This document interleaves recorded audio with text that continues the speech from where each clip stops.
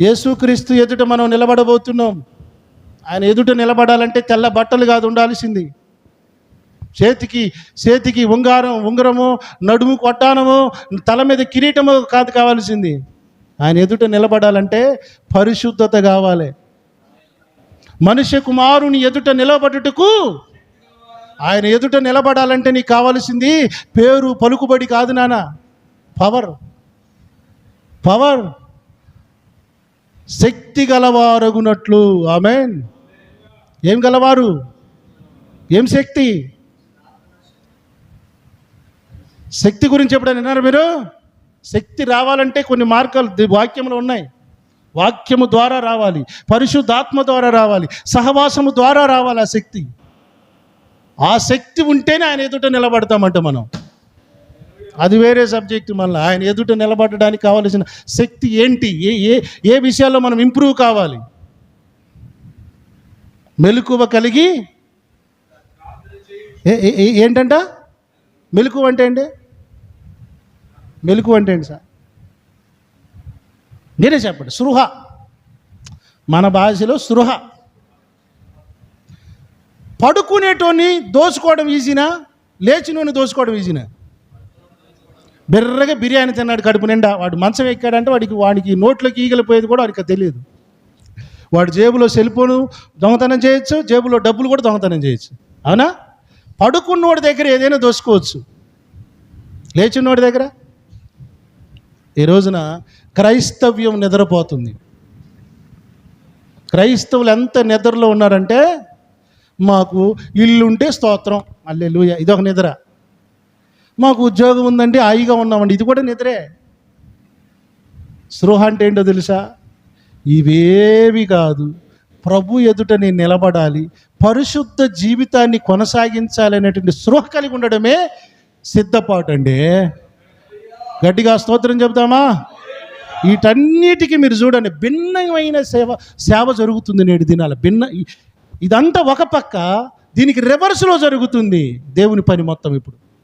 ఇప్పుడు గొప్పోళ్ళు ఎవరో తెలుసా?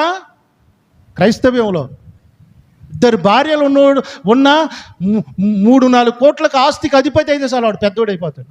డబ్బులుంటే చాలు సార్, ఎంత దుర్మార్గుడైనా మంచోడైపోతాడు. అవునా కదా? ఎన్ని లంచాలు తీసుకొని డబ్బులు ఉన్నాయా, మంచోడు. అవునా? దేవుడు ఇదేనా చూసేది? దేవుడు లంచగాడా? రాంగ్ గాస్పల్ వెళ్ళిపోయింది. ఇప్పుడు మనం మ్యాక్సిమం ఈ కడబరి దినాలలో కట్టబడిన సంఘాలన్నీ, అంటే అన్ని కాదు, కొన్ని రాంగ్ గాస్పల్నే కట్టబడ్డాయి. ఒకవేళ ఈ సందేశం వినే నాటికి మీరు కరెక్ట్గా ఈ సందేశం మీకు అర్థమైతే, మీరు ఒక సరైన ట్రాక్లోనికి వస్తున్నట్టు అర్థం. సరైన ట్రాక్. ఇప్పుడు దేవుడు ఈ సందేశాలు వినాలంటే కూడా నేను చెప్తాను, దేవుని కృప ఉండాలి. కృప లేనుడు ఈ వాక్యం వినలేడు. వినాలంటే కూడా కృప ఉండాలి. ఈ కృప ఉంటేనే వింటారు. నాశనం కాకూడదని కోరుకుంటున్నాడు కాబట్టి నువ్వు ఈరోజు ఈ వాక్యం వింటున్నావు.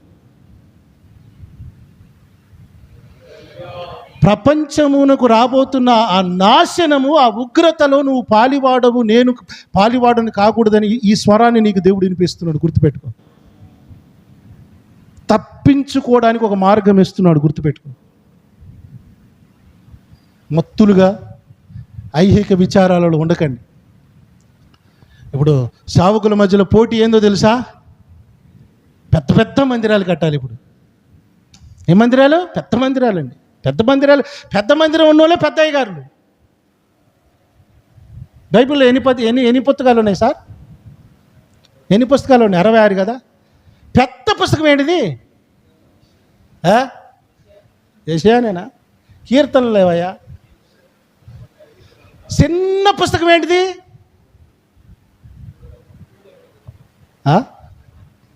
ఓబద్య. మరి ఆయన ప్రవక్త కాదా? హలో, అంటే 200 మంది 500 మంది పాస్టర్ విశ్వాసులు ఉన్నోళ్ళే పాస్టర్ గారు ప్రవక్తలా? ఒబజ్జా చిన్న ప్రవక్తే, కానీ ఆయన ప్రవక్త కాదా? ఇప్పుడు ఎట్టున్నారంటే పెద్ద చర్చి ఉన్న అయ్యగారు, పెద్ద అయ్యగారు. అయ్యగారికి మరి ఆయన సాటుకు పోయి సిగరెట్ తాగేది, మందు తాగేది ఎవడు చోటు? పెద్ద నాది పెద్ద అన్నోళ్ళు ఉన్నారు చూసిన వీళ్ళు ఒక రకంగా చెప్పాలంటే సైతానికి అమ్ముడుపోయినటువంటి లూసిఫర్ బ్యాచ్. నేనంటే జీర్ణించుకోలేరు. వాక్యంలోనే చూపిస్తాను. వాక్యంలో లేని నేను మాట్లాడినా కొన్నిసార్లు భయం అవుతుంది. ఒకవేళ ప్రభువా నేను ఈ రోజున చనిపోయినాను, ఏం సార్ లైఫ్ గ్యారెంటీ ఉందా? ఒకవేళ చనిపోయినా నీ ఎదుట నేను నిలబడాలి ప్రభువా. That is my dedication. నా డెడికేషన్ అదే. మనుషులను మెప్పించాలి, మనుషులను సంతోషపెట్టాలి అనేటువంటి పరిచయం ఎప్పుడో పక్కన పెట్టేసి, ఇది కాదు, ఇది మనుషులను సంతోషపెడితే ఏమైతే తెలుసా? దండలు వస్తాయి, సాల్వాలు వస్తాయి, మహా అయితే డబ్బులు వస్తాయి. వీళ్ళందరి మీద దేవుడు ఊయబోతున్నాడు. థు నీ బతుకు, నీకు నాకంటే సన్మానాలు, సాల్వలు, కిరీటాలు, ఘనతలు కాల థు అని వస్తాడు మనందరిని ఒకరోజు. మరి కిరీటం ఎవరికో తెలుసా? వీటన్నిటికి దూరంగా ఉన్న వాళ్ళకి. స్తోత్రం చెప్దామా? మనుషులు దేనిని ఘనముగా ఎంచుదురో అది దేవుడు నీచముగా. చెప్పండి, మాట చదవండి.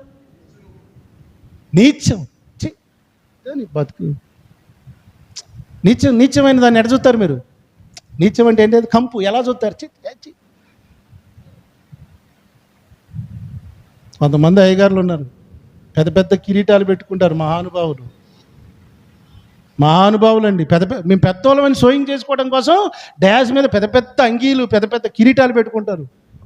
పరలోకంలో ఉన్న పెద్దలేమో కిరీటాలు తీసేసి ప్రభు పాదాల దగ్గర పడేసి, అయ్యా ఘనత మహిమ పొందడానికి నువ్వెవరు కూడా, మేమెవరు ప్రభు అని కిరీటాలు పడేసి, ఈ దరిద్రులేమో ఈ కిరీటాలు పెట్టుకుంటున్నారు. ఓరి నాయన, మీకుందిరా దేవుని చేతిలో. స్తోత్రం చెప్పండి. మీకుందిరా నాయన, చాలా ఉంది కథ. మీ అందరి పిక్చర్ నాకు అన్ని ఇప్పుడు అర్థమైపోతున్నాయి. మీ భవిష్యత్తు అంతా అర్థమైపోయింది నాకు. వాక్యం చదువుతున్నానుగా భయం అవుతుంది కొంచెం. హల్లెలూయా. రాజులను వదిలిపెట్టలేదు, కార్పొరేట్ వాడిని వదిలిపెట్టలేదు, ఆర్మీ వాడిని వదిలిపెట్టలేదు, పాపం చేసిన దేవదూతలను కూడా వదిలిపెట్టలేదు. నన్ను ఎందుకు వదిలిపెడతాడు? కృప ఏంటి? కృపను ఆడేసుకుంటున్నాం బాగా. ATM card ఆడినట్టే. ఏ తప్పు చేసిన ప్రభువా, పాపం చేసిన క్షమిస్తాడు, అయిపోయింది కృప. తీర్పు దేవుని ఇంట ఆరంభమగు కాలం వచ్చినది. దీని గురించి చెప్పు, నీకు దమ్ముంటే చెప్పు, ఆ వాక్యం వివరం చెప్పు. కృప, తీర్పు. ఆ మాట ఎక్కడ ఉందో చెప్తారా? తీర్పు ఎక్కడ మొదలవుతుందట? దేవుని ఇల్లు అంటే ఎవరు? సంఘం అంటే ఎవరు? మనమేగా. ముందు తీర్పట అన్యుల కాడ కాదట, మనకాన్నే మొదలైద్దట. హల్లెలూయా. గట్టిగా స్తోత్రం చెప్పట్లా? బైబిల్ గ్రంథంలో కృపకు మూలమైనటువంటి ఆత్మ రాయించిన కొన్ని వాక్యాలు ఉన్నాయి. కృపకు మూలముగా ఆత్మ అని బైబిల్ గ్రంథంలో ఒక మాట ఉంటుంది. ఆ ఆత్మ యొక్క మాటలు ఎలాగుంటాయంటే, క్రీస్తు యేసునందు ఉన్న వాడికి ఏ శిక్షా విధి లేదు. ఆ పదాన్ని పట్టేసుకొని వీడు పానులు నవ్వులుతాడు, సినిమాలు చూస్తాడు, డ్రామాలు ఆడతాడు. వీడు చేయని పాపం ఉంటుండదు సార్.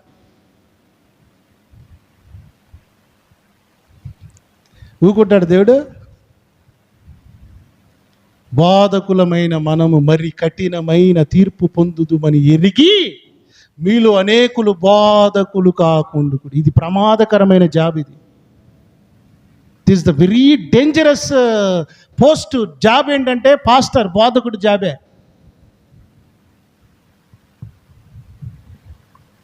నన్ను అయ్యగారు అన్నారండి, నన్ను పాస్టర్ గారు అన్నారండి. మురిసిపోకండి, నాయన తోలు చేస్తాడు. నిజం. వాళ్ళకి ఎంత ఉందో మనకు కూడా అంతే ఉంది. తప్పించుకునే ఉపాయం చెప్తున్నాం. ఇందాక జాకబ్ బ్రదర్ ఏం చెప్పాడు? చచ్చిపోవాలి, లోపల ఉండండి, లేపొద్దు. లేపుతున్నారు మనోళ్ళు, లేపి వాడికి దండలేస్తున్నారు, లేపి మరీ దండలేస్తున్నారు వాడికి. ఇదేమో దేవుడు, ఇందుకారా నేను నిన్ను పిలిచింది, ఇందుకా నేను నిన్ను చేసింది. హల్లెలూయా. ప్రకటన గ్రంథం 6వ అధ్యాయంలోనికి వచ్చేసరికి రాజకీయం పనిచేయడం లేదు, ఆర్మీ పనిచేయడం లేదు, కార్పొరేట్ వ్యవస్థ పనిచేయడం లేదు, ఇంకా 6 ప్యాకర్స్ కూడా పనిచేయట్లేదు. మనదేమైనా పని చేస్తుంది అనుకుంటున్నారా? ప్రభువా ప్రభువా ప్రభువా అను ప్రతివాడు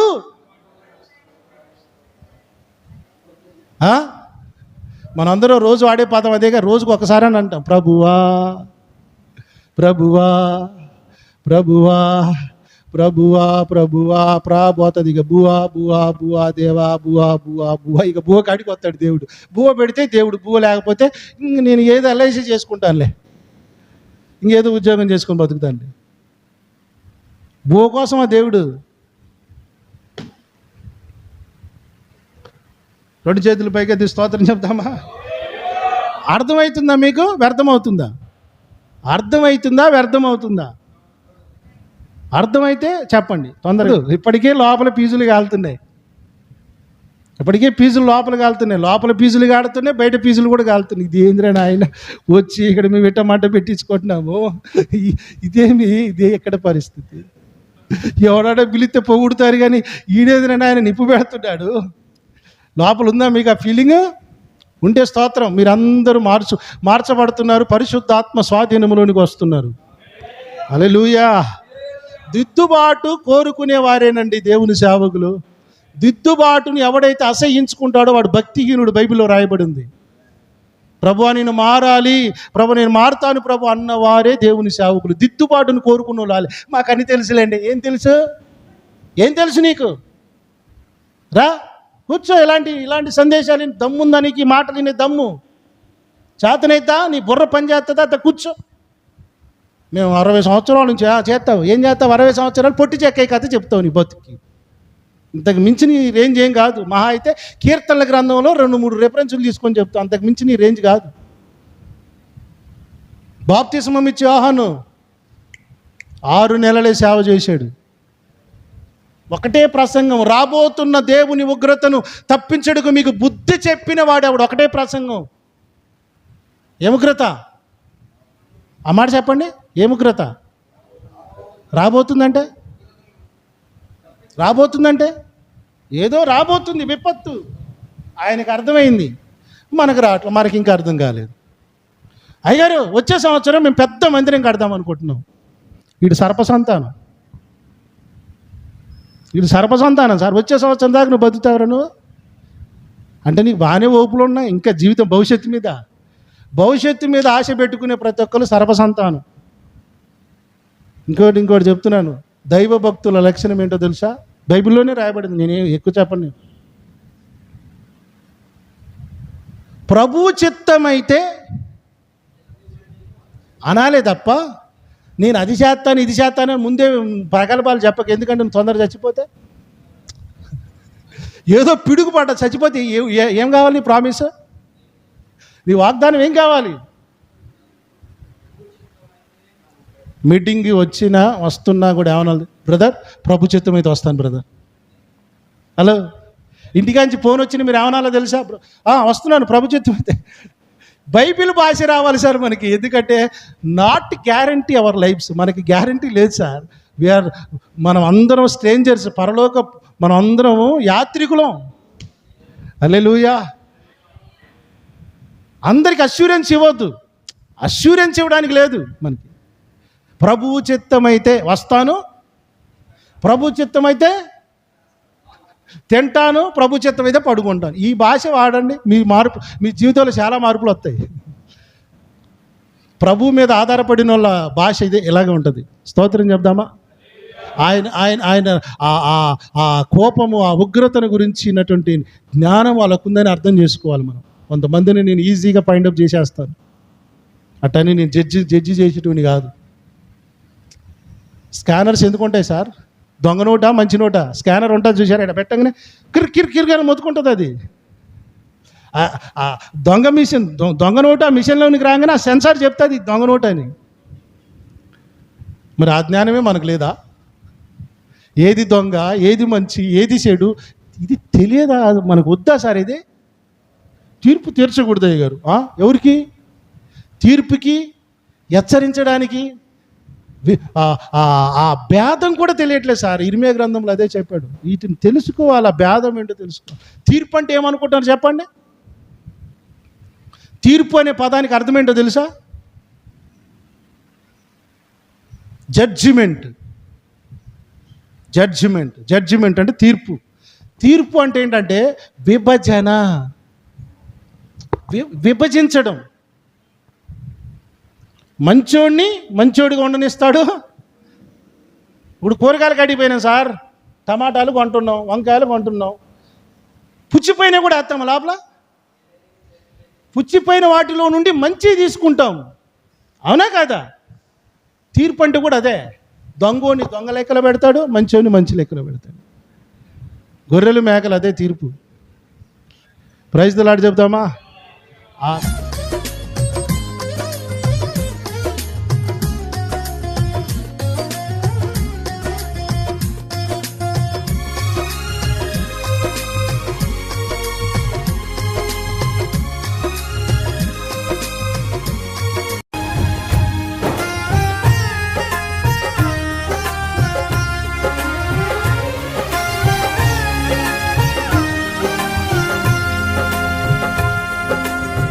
శుభకరమైన తొలి ప్రేమనునే మరువక జీవింప కృపనీయవా.